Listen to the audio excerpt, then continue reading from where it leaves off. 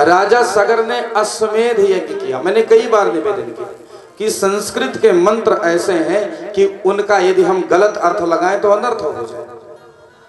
अश्व माने घोड़ा भी होता है और अश्व माने राष्ट्र भी होता है। मेध माने उन्नति। हमारे राष्ट्र में जितने भी यज्ञ किए जाते थे राष्ट्र उन्नति के लिए, उनको अश्वमेध यज्ञ कहा जाता था। उसमें घोड़ों की बलि नहीं चढ़ाई जाती थी, धातुओं पर यज्ञ की सूचना लिख करके घोड़े के मुंह में लगाया जाता था भ्रमण करने के लिए, क्योंकि दौड़ने में घोड़ा सबसे तेज है, यज्ञ का प्रचार प्रसार तेजी से होगा। बस, बाकी कोई उद्देश्य नहीं था कि यज्ञ में जानवरों को मारा काटा जाता था। सनातन धर्म तो इसीलिए जगत पूज्य है क्योंकि इसमें हिंसा नहीं करी जाती है किसी जीव जंतु की। अहिंसा परमो धर्म हमारे यहाँ कहा जाता है। तो राष्ट्र उन्नति के लिए यज्ञ किया। जे कामी लोलुप जगमाही कुटिल काक यूं समझ डराही।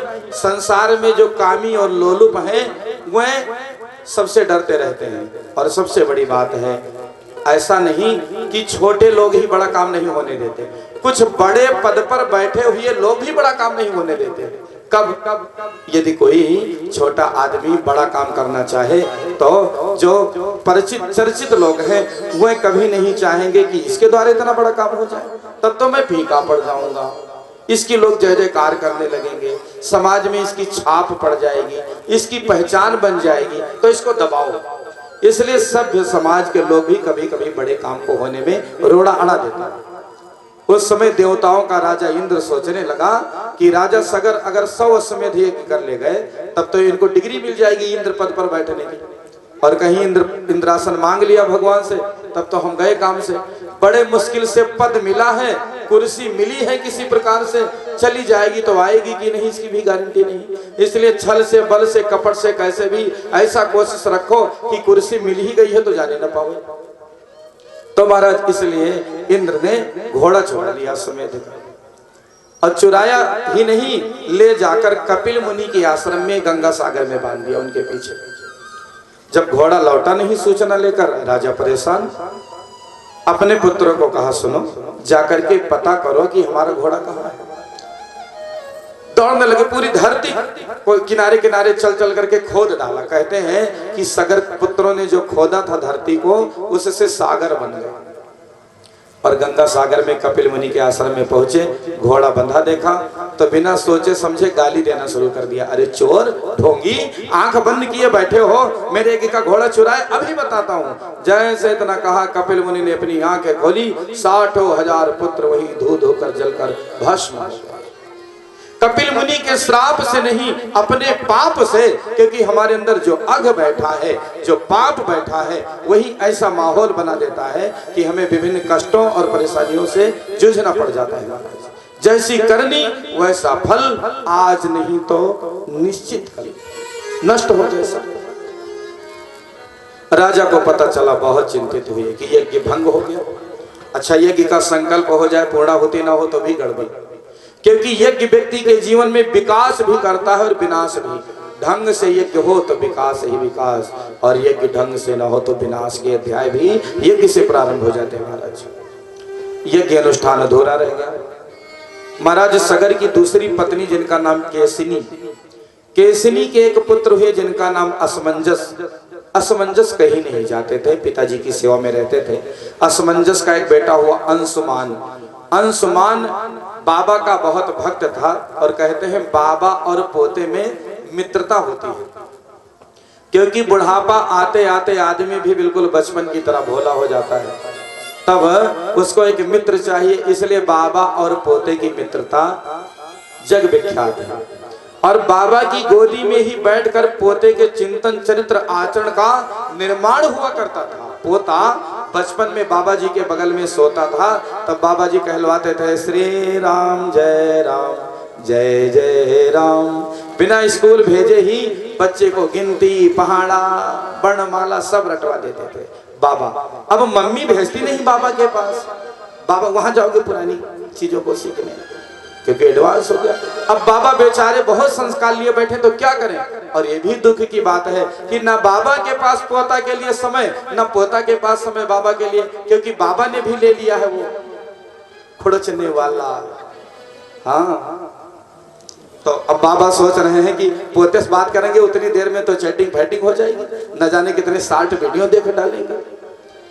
और पोता भी सोचता है कि कार्टून देखूं कि बाबा से संस्कार सीखूं। मम्मी भी कहती है कि बच्चा हमारा दिमाग ना चाटो, मोबाइल लो, कार्टून ताको। तो कार्टून ताक रहे हैं सबके बच्चे। और हमारे आदर्श कौन हो गए? फूहड़ता का प्रदर्शन करने वाले लोग। इसलिए मैं अपनी माताओं बहनों को प्रार्थना करना चाहता हूं कि हम लोग भारत देश के रहने वाले हैं, अगर हमें अपनी संस्कृति को बचाना है तो संस्कृति रही कराह न मेरा रूप बिगाड़ो। संस्कृत कराह रही है कि मेरे रूप को बचाओ। कैसे बचेगा रूप संस्कृति का?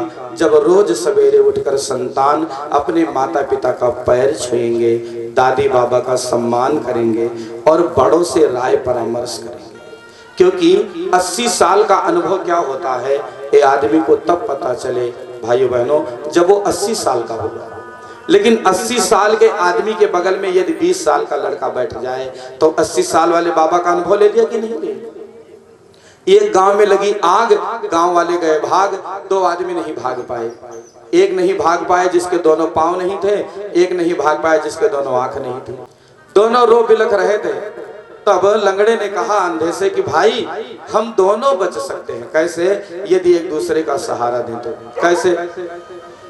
तो लंगड़े व्यक्ति चूंकि उसको दिखाई देता था, बताया दाएं बाएं करके, फिर अपने पास बुला लिया, कहा हमको अपने कांधे पर बैठाओ, मेरी आंखें और तेरे पांव दोनों बच जाएंगे।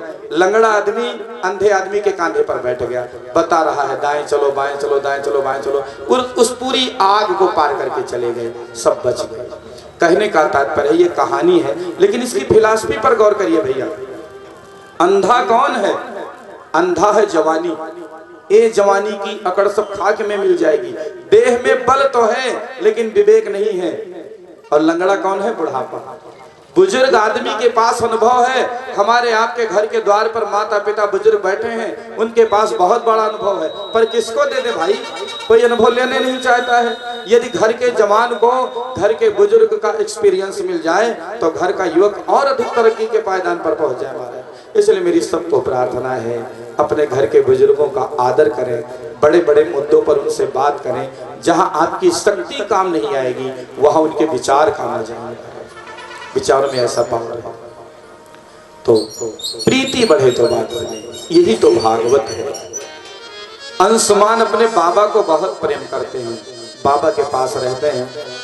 बाबा ने कहा कि बेटा जाओ पता करो तुम्हारे चाचा लोग कहाँ नष्ट हो गए।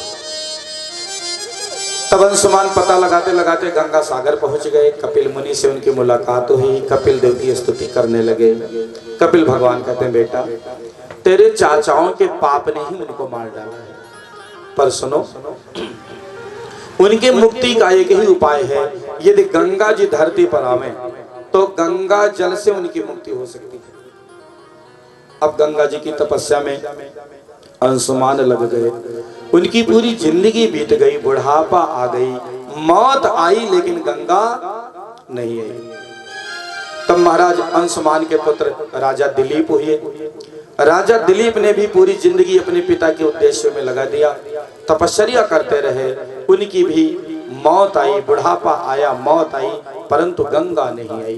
भाइयों बहनों, राजा दिलीप के पुत्र हुए राजा भगीरथ।